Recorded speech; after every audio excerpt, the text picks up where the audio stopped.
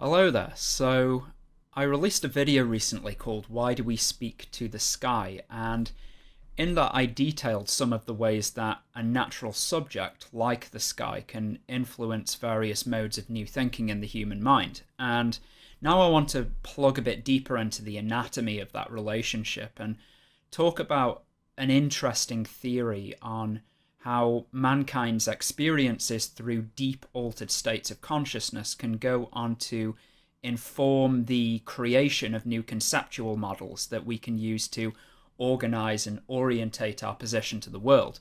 And I'm quite excited for this actually because I've wanted to talk about this theory for a very long time.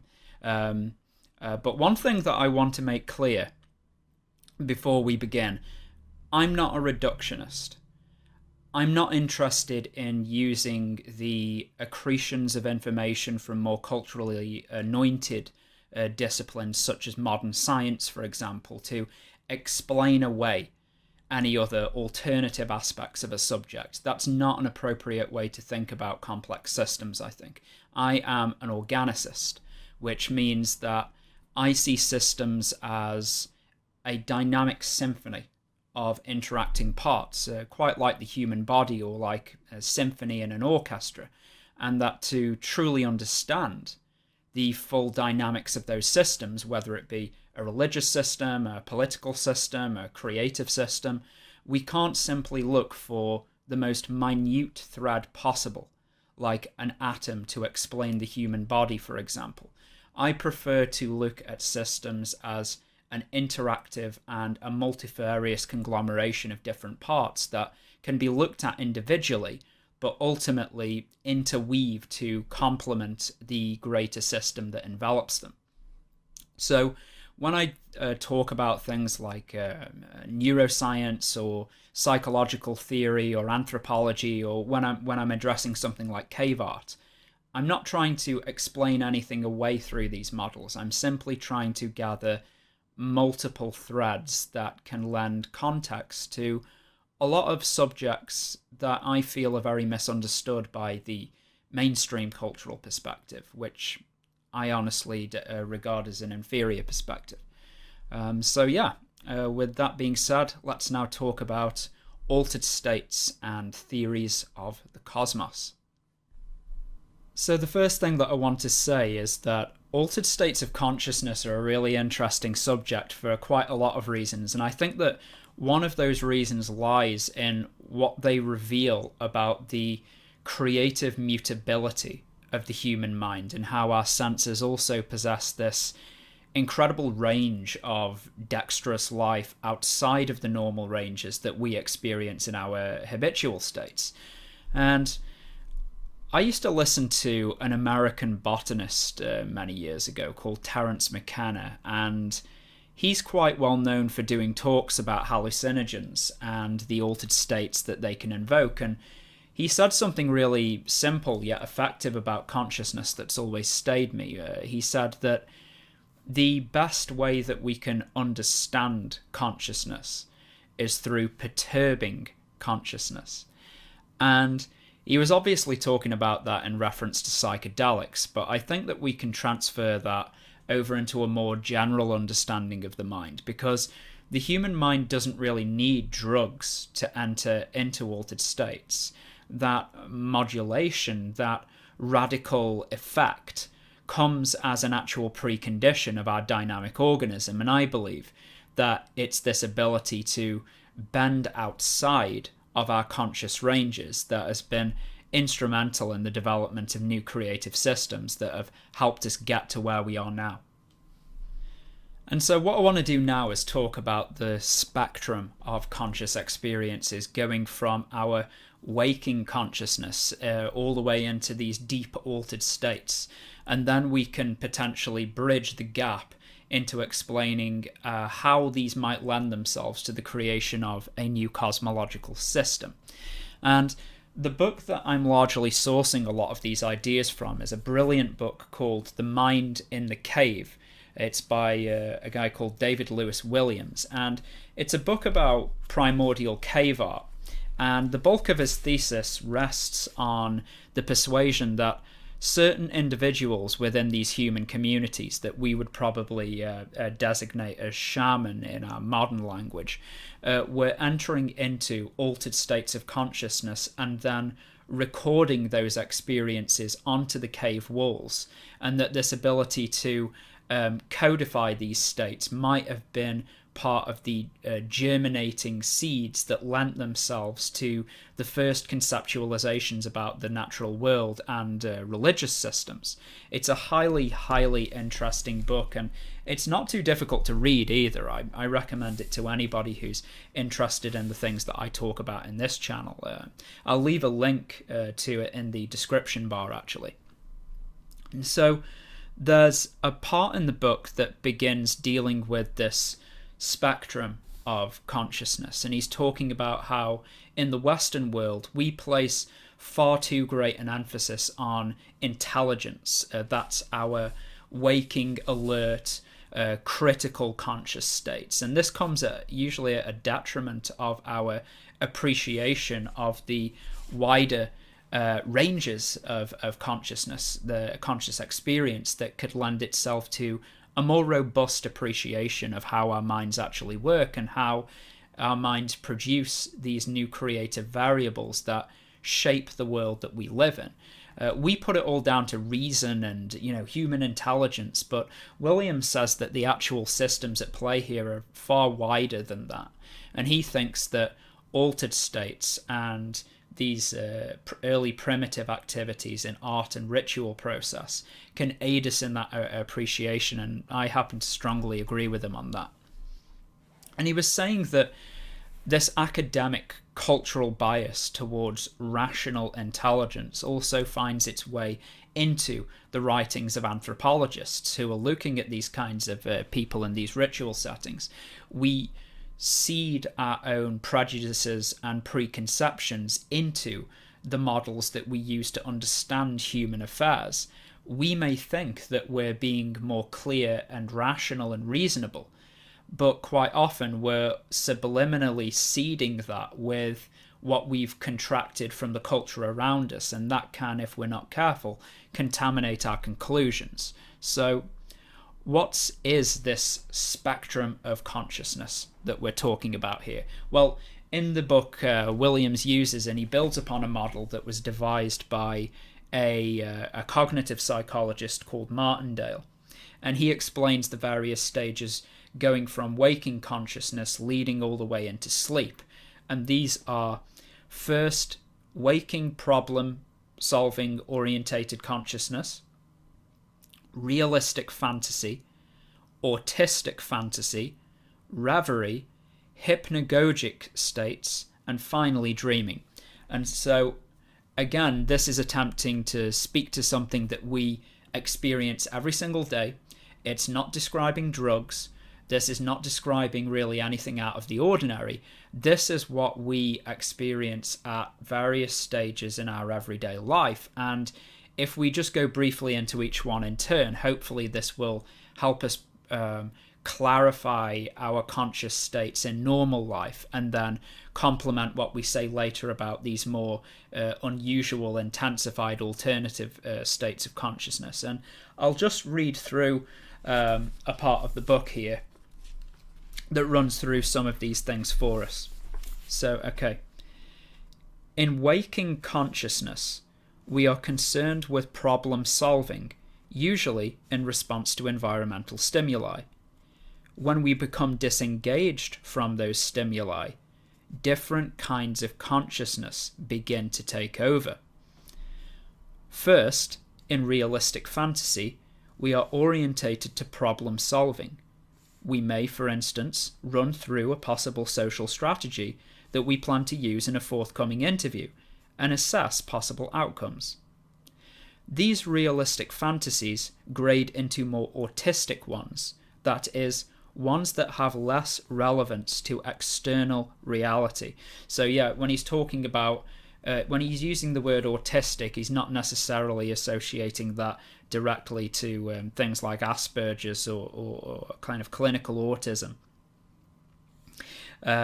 He's using it to describe fantasies that have less to do with our habitual reality. And then he says, for the next part, in what Martindale calls reverie, our thought is far less directed, and image follows image in no narrative sequence. Then reverie shades into hypnagogic states that occur as we fall asleep. And this is interesting. Sometimes hypnagogic imagery is extraordinarily vivid, so vivid that people experience what are called hypnagogic hallucinations.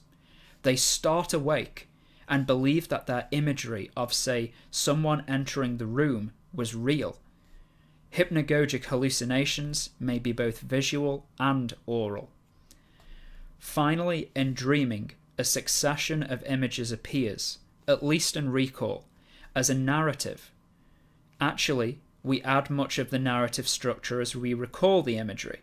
During REM sleep, rapid eye movement, random neuronal activity produces mental imagery. As we all know, this imagery is sometimes bizarre. Images transmute into different ones, and we experience sensations of flying, fleeing, and falling, together with attendant emotions. So here we can see that our conscious experience of life has several variable aspects to it, and we also have to notice the fact that there's a lot of fluid transience between these different states in our conscious life before we fall asleep every night. And another thing to point out, I think, that will help us going forward, all of these states, from the habitual to the extraordinary, are generated from the activity of the human body. They are expressions of the energetic life of the body in flux, and they're just as much as a part of our general anatomy as the skin and the flesh and the organs that make up our anatomy. So we mustn't relegate them to positions of less significance, because they are a part of what it is to be human. So now we've covered that, let's follow the trajectory of the book a bit further and detail what exactly happens at the remote end of this conscious spectrum that David Lewis Williams calls the intensified trajectory. And I'll pull up an image now so that we can get a visual aid whilst I describe this. So as we can see, we have the upper bar, which designates the transition as we move on between the alert and the autistic, yeah? And beneath it, we have our trajectory moving from the far left-hand side in alert waking consciousness. And like I said, this is obviously where we are now, unless some of you are drunk or on acid watching this. And then moving along the line towards the right from alert problem-solving states, we begin to invest our attention into the imagery and narratives of the body. This is what we commonly call daydreaming. And if you have kids or remember being a kid and being criticized for this, children can do this from a very early age, and it really reinforces what we said before about these states being core aspects of our organism. We are predestined to do this stuff from birth, but because we're so normalized to it through day-to-day process, and because our culture places so much of an emphasis on the left extreme of the spectrum, we often fail to see the significance of them. So in a sense, we're having minor hallucinations every day and thinking absolutely nothing of it. So continuing on a bit further then, beyond this daydreaming state, we come to the first really significant stage of this trajectory, where it breaks off at the point where, under a normal process, we'd begin to experience hypnagogic states, following on into dreaming and then into unconsciousness. We can see this break begin to happen, and it happens with the emergence of what is known as entoptic phenomena. Now, we have to stop for a minute and address this subject of entoptic phenomena, because I think that there are probably some of you who are watching this who won't have heard the term before. Basically, this is where a divergence from our habitual conscious states through things like sensory deprivation, the early states of psychotropic effects, psychosis, or any other process that mitigates consciousness and perturbs the human nervous system.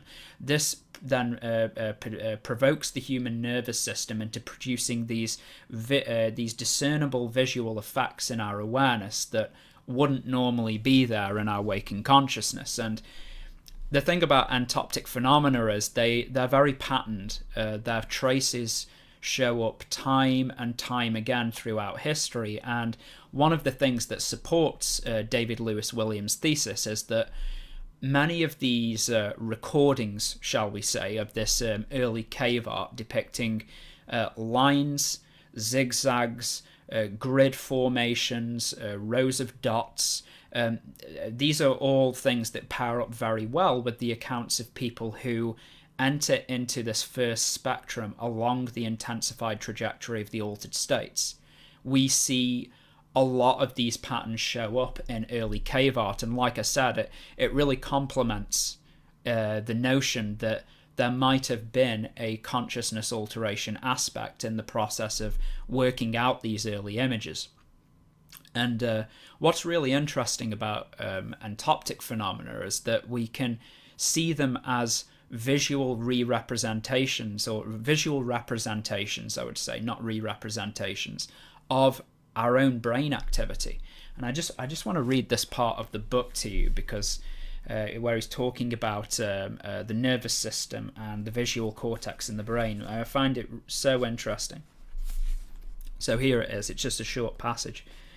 He says, "Simply put, there is a spatial relationship between the retina and the visual cortex. Points that are close together on the retina lead to the firing of a comparably placed neurons in the cortex. When this process is reversed, as following the ingestion of psychotropic substances, the pattern in the cortex is perceived as a visual percept. In other words, people in this condition are seeing the structure of their own brains." And so now we get to the second construal stage. A construal is basically how people perceive and interpret the world around them. So now the brain is, in this stage, it's reorganizing those entoptic patterns into iconic forms that would be familiar to us. In the case of early cave art, this has a lot to do with animal forms. And what's really interesting is that even in modern people who have been raised in a modern metropolis, when they experience these states, animal forms are still very heavily abundant, which may go on to say that these images are actually locked or contained within the body since birth, which is a subject that I'm particularly interested in, almost like a form of race memory. Now, when we're in the alert problem-solving phase, sensory information is being flooded into the brain through the sense organs, and it's being collated and matched to a record of experience that we have been conscious of before, which is a large part of why you aren't permanently confused every time that you look around you. Your brain is building up a continual re-representation of the environment that you're in, and at the same time, it's fluidly matching the subjects that surround you to a memory of conscious record. So that's like if you're in a room watching this, let's say in your bedroom or somewhere else in your house, that means what? So when you look around you, you're not constantly confused as to where am I, where am I, where am I? Your brain's constantly building up this consistent visual record, and it's associating that to its memory found in the conscious record. And like I said in my video in the about the creative process of XELASOMA, the brain has the ability to creatively associate and remodel sensory phenomena into matches of things that it's been familiar with before. We know this when we look up into the sky and we see faces in the clouds, for example, or when we mistakenly hear our own name in the ambient noises of the environment. That's happened to me many times. The brain is reordering these stimuli into new patterns that then match onto the stored record that we received in conscious experience. And it's really telling in the book where it states, in altered states of consciousness, let me just get it here. Yeah, there it is. In altered states of consciousness, the nervous system itself becomes a sixth sense that produces a variety of images, including entoptic phenomena.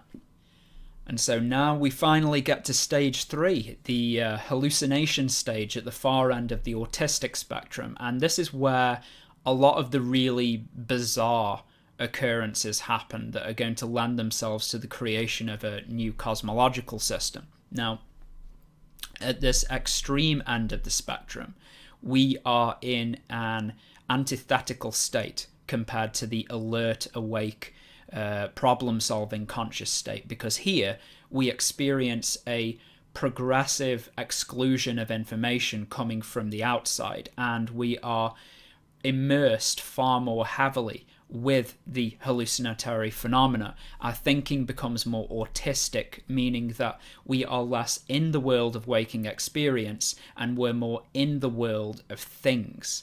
And it goes even further than this, because the lines between our sense of self and the imagery of the hallucination begins to blur.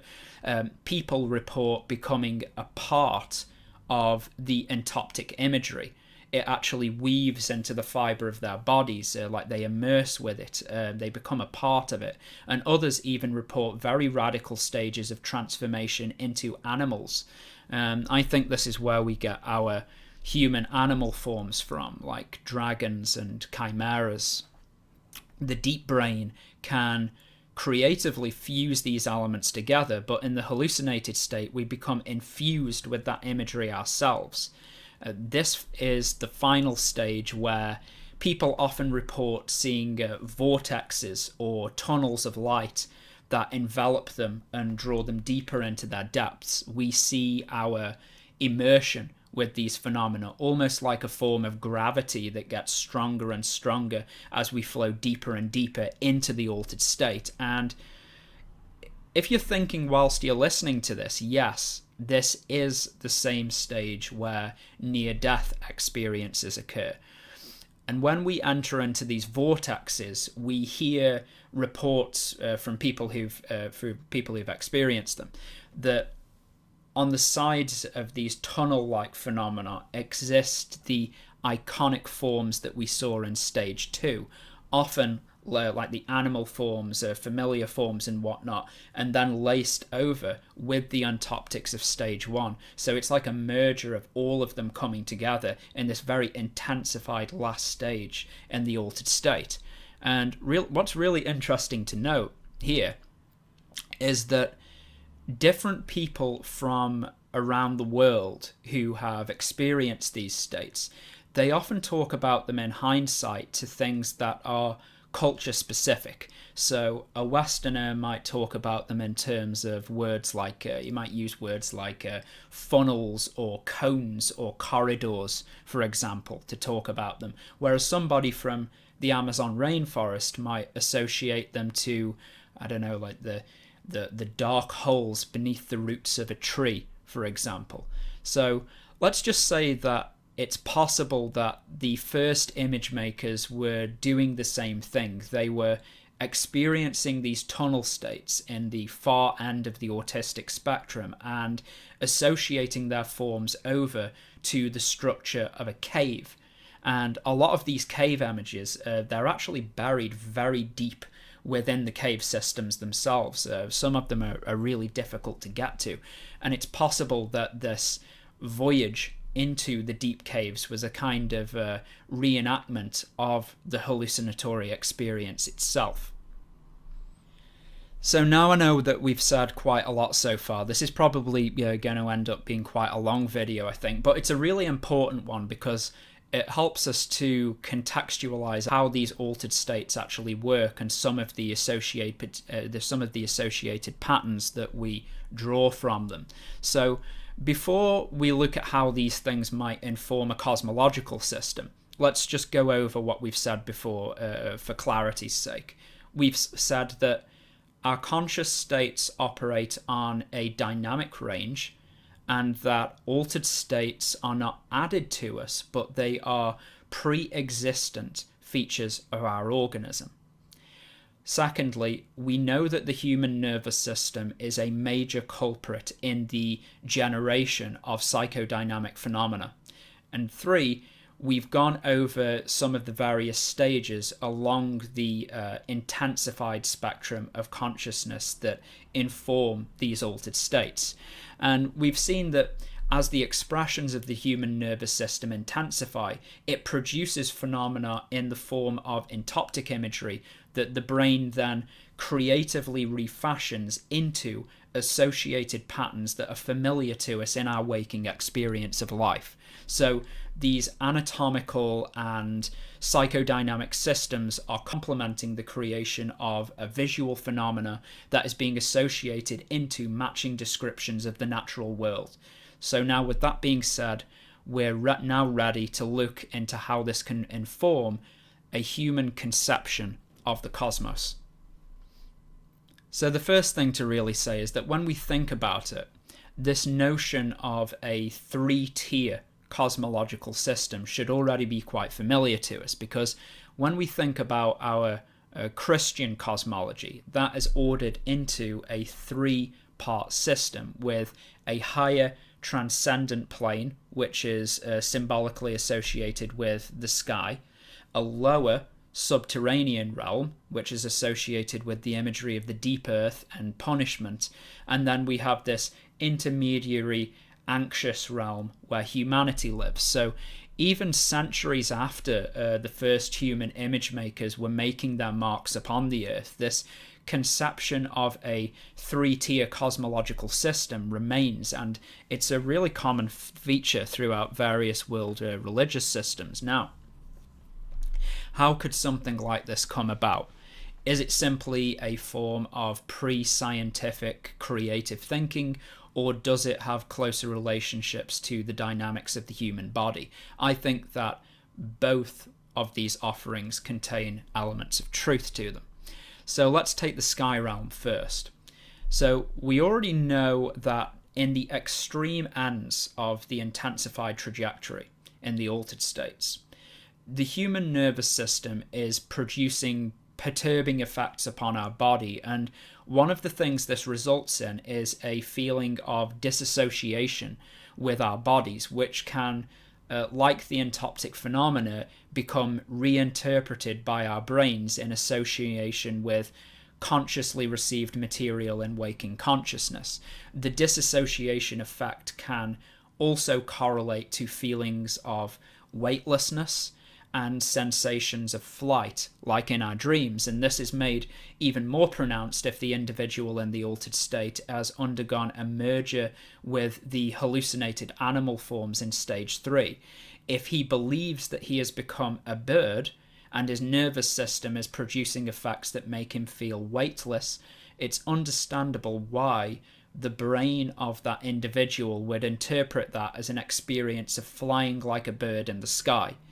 If visual and auditory phenomena are interpreted as coming from an authoritative source in these experiences, which in the case of auditory phenomena they nearly always are, then the weightless realm becomes a place of spiritual authoritative beings or spirits which convey poignant information to the human mind. These altered states then become a part of the human organism's evolutionary stratagem, and their influence over the mind champions them in the group hierarchies and social systems within our waking conscious systems. Here's a passage from a San shaman in the book when he's talking about his altered state. When we emerged from the ground, we began to climb the thread, the thread of the sky. Yes, my friend. Now up there in the sky, the people up there, the spirits, the dead people up there, they sang for me so I can dance. Yeah. So this possibly goes on to explain why the higher spirits and gods are so commonly, yet not exclusively, associated with the sky territories. So now we've got that out of the way, let's now talk about the underworld. So under a similar set of values, individuals are experiencing these altered states, and then they're associating them over to worldly phenomena such as caves, the roots of trees, tunnels, corridors, or being drawn down underwater. And in opposition to feelings of disassociation and weightlessness, sometimes subjects in these altered states will experience this intensified pressure, drawing them deeper and deeper down into the vortex. And people also sometimes report difficulties in breathing, distorted vision, and a muffling of sound. So straight away from this, we should be able to see why human brains would interpret sensations like that to an underwater experience, or having the earth close in around them, like trapping out the air or trapping out the light. It's really interesting stuff. And again, in David Lewis Williams's book, he's stating that these experiences are a byproduct of the way that the brain and the human nervous system are constructed, and the ways that they operate electrochemically in altered states of consciousness. And in the book, he brings up an example of the story of an English poet, Samuel Coleridge, who wrote a famous poem called Kubla Khan. And the story behind that's quite interesting. I don't know whether you've already heard of it. Basically what happened is Coleridge took opium one day and fell asleep.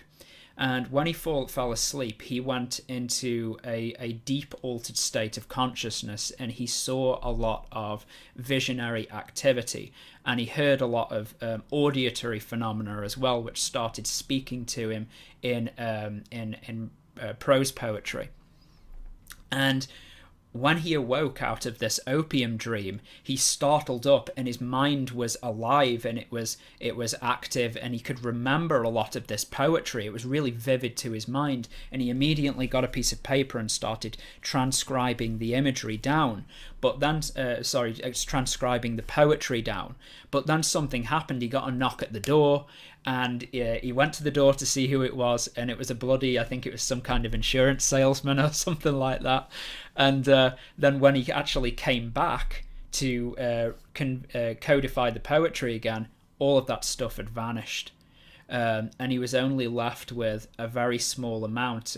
He couldn't remember it, and we're only left with a very small amount of the poem that he experienced in this intensified altered state. But listen to this part of the poem in light of what I've talked about. It reads, "Where Alph, the sacred river, ran through caverns measureless to man, down into a sunless sea." Well, it certainly complements the conceptual associations that we find in this intensified trajectory, doesn't it? We have an entrance into a deep altered state of consciousness, visionary life is produced, and a subsequent creative reinterpretation is then applied in the return to waking consciousness. These states are being deliberately sought out and experienced by human beings. They're being creatively associated by their brains to familiar subjects, and then subsequently, in the return to waking consciousness, being codified and worked into creative and cosmological systems that define and orientate the human mind to its environment. And I, like David Lewis Williams, are convinced that, at least with some human cultures, consciousness alteration practices must have been instrumental in the development of these intelligent systems of life. I'm extremely convinced by the data on this. And when we draw all of these different strands together and we think about the incredible dynamics of our human organism with its expressive nervous activity and the human brain's powers of interpretation, we're brought to acknowledge the fact that we truly are the most sophisticated and creative system in all of nature. And I think that these often disregarded topics such as altered states and mythic systems and ritual practices can actually highlight that in a very interesting and positive way. So this has been my long exposition on the three-tier cosmological system. As usual, I hope you found this very interesting. Thank you very much for watching, and yeah, see you again.